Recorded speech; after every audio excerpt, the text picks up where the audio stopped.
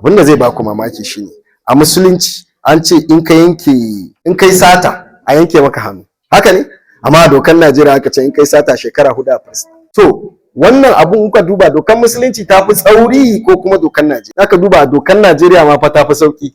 Abin da nake so in gaya muku shine kar ki ga kina gida yarinya karama ta dauko miki abu ta kawo miki ki saya. Akwai abin da muke cewa receiver mai karban kayan sata, ko kin san na sata ne ko baki san na sata ba, inda kin saya kin shiga. Shi yasa a ce wallahi ta ce mun mamanta ne ba ta da lafiya, shine suka ce in taimaka in saya. Wallahi kin saya kin shiga. Amma kuma hukunci a dokar Najeriya wanda ya sai kayan sata laifinsa double ne da na barawo. In barawo shekara 4 ne, mai sayan kayan sata shekara 8. So abin da yasa ne kawo muku wannan abu shine ku sani kar yaro ya je shi a fasa gidan wata mace yar uwanki, a kawo miki atamfa ki ganta ta yi sauki ki ce da ki sai. Kar a kawo miki gwal ko zinare, kin san gwal ne ko zinare ki dauki karamin kuɗi ki bayar. Ina ji last week ko ta mata da muka yau 3 days muka kai ta prison. Leda ne kawai, ina irin masu tura leda a baro aka saci leda, in an leda fa 2000 ko ta siya 1500 ta je ta sassaya. Yaron da ya zo shi ko barawo barin gaya muku ko sau ɗaya ya kawo maka, wallahi tallahi in kaga ka fita